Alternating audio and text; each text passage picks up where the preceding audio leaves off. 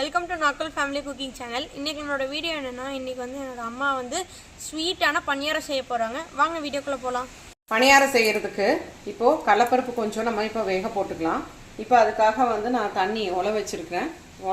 தண்ணி சூடாயிடுச்சு. கடலப்பருப்பு சேர்த்திக்கலாம்.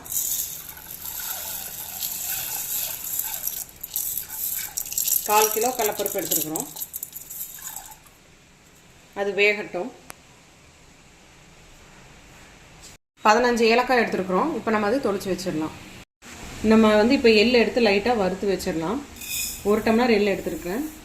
அது லைட்டாக வறுத்து வச்சிடலாம். எள்ளு போட்டால் நல்லா டேஸ்ட்டாகவும் இருக்கும், நம்மளுக்கு உடம்புக்கு ரொம்ப சத்துவமும் இருக்கும். எள்ளு நம்ம இப்போ வறுத்து வச்சிடலாம். பொன்னிறமாகிற மாதிரி லைட்டாக சூடு பண்ணுறப்ப அந்த கலர் மாறும். எடுத்து ஆற வச்சிடலாம். அரைக்கிறப்ப நம்ம அதையும் சேர்த்துக்கலாம். எள்ளு இப்போ பொன்னிறமாக வறுபட்டுடுச்சு. நம்ம வந்து இப்போ இறக்கிடலாம். கொஞ்சம் ஆறட்டும். தேங்காயும் லைட்டாக வணக்கிக்கலாம். கொஞ்சம் கொஞ்சமாக போட்டு தான் நம்ம வணக்கணும், இல்லாட்டி கீழே ரொம்ப பிடிச்சிடும். நம்ம வந்து பாதி தீயில வச்சு நம்ம வணக்கிக்கலாம். நம்ம லோ ஃப்ளேமில் வச்சு நம்ம இதையை வணக்கிட்டே இருக்கணும். இப்போ வந்து பார்த்தீங்கன்னா இதில் ஒரு பக்குவம் இருக்குது. இப்படி தேங்காயை எடுத்து வச்சு நம்ம வந்து எடுக்கிறோம் அப்படின்னா இதில் வந்து ப்ரெஸ் பண்ணோம்னா பால் வருது, தேங்காய் பாலாட்டை. இது வந்து பால் வராமல் எண்ணெய் வரணும். ஸோ அது வரைக்கும் நம்ம கொஞ்சம் ஒரு 5 மினிட்ஸ் நம்ம இதையை வணக்கிட்டே இருக்கணும். தேங்காய் நல்லா வணங்கிடுச்சு. இப்போ நம்மளுக்கு பாலுக்கு பதிலாக எண்ணெய் வர ஆரம்பிச்சிருச்சு. ஸோ இதுதான் கரெக்டான பக்குவம். நம்ம பர்னரை ஆஃப் பண்ணிவிட்டு இதையே ஆற வச்சிடலாம். இதே மாதிரி 2-3 பேட்ச் நம்ம போட்டு எடுத்துக்கலாம். கடலப்பருப்பு வெந்துருச்சு. தண்ணி வடித்து எடுத்து வச்சுருக்கோம். இப்போது நம்ம வந்து மைதா மாவு நாகா பப்ளி எடுத்துருக்கோம். 1/2 kg எடுத்துருக்கேன். இது போட்டு லைட்டாக ஒயிட் சுகர் போட்டு நம்ம கலக்கிக்கலாம்.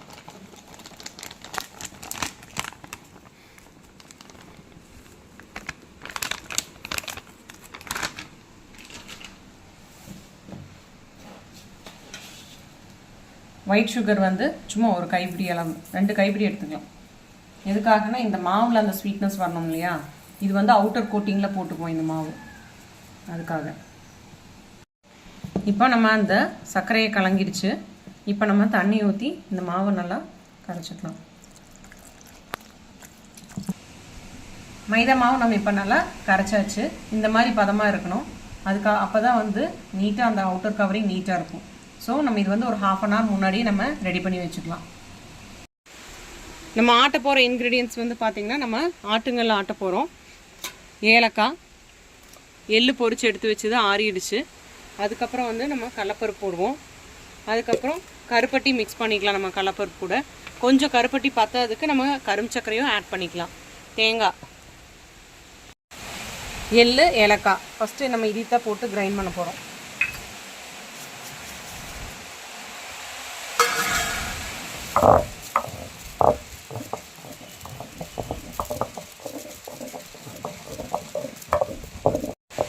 இப்போ நல்லா ஆட்டுப்பட்டுடுச்சு. நம்ம இனி அடுத்தது வந்து கடலப்பருப்பு போட போகிறோம்.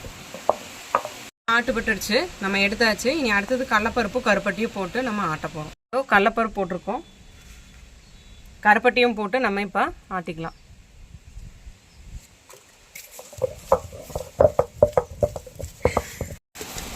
கடலப்பருப்பு பாருங்க நல்லா ஆட்டுப்பட்டுடுச்சு. கருப்பட்டியும் பூரா உள்ள மிக்ஸ் ஆயாச்சு. நம்ம இதை எடுத்துகிட்டு இனி அடுத்தது நம்ம தேங்காயும் கருப்பட்டி இல்லாட்டி கரும்பு சக்கரை போட்டுக்கலாம். நல்லா ஆட்டுப்பட்டுடுச்சு. நம்ம எடுத்துகிட்டு இனி அடுத்தது தேங்காய் போட போகிறோம். இங்கே பாருங்கள், இந்த மாதிரி ஆட்டு பண்ணணும். இப்போ நம்ம வந்து தேங்காயும் கொஞ்சம் கரும்பு சக்கரையும் சேர்த்திக்கலாம்.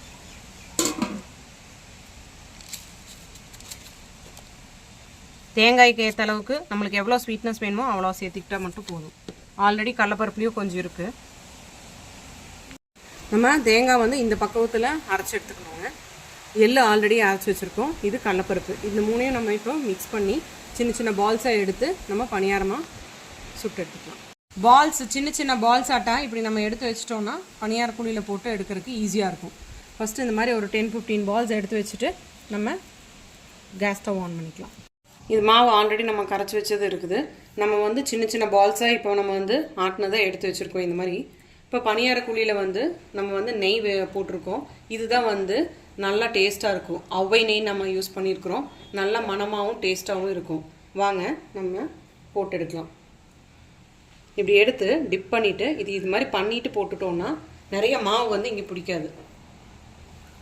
இந்த மாதிரி எல்லா குழியிலையும் நம்ம ஃபில் பண்ணி எடுத்துட்டு நம்ம வந்து சிம்மில் வச்சு போட்டுக்கலாம்.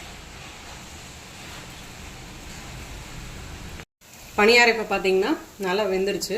இப்போ நம்ம திருப்பி விட்டுக்கலாம்.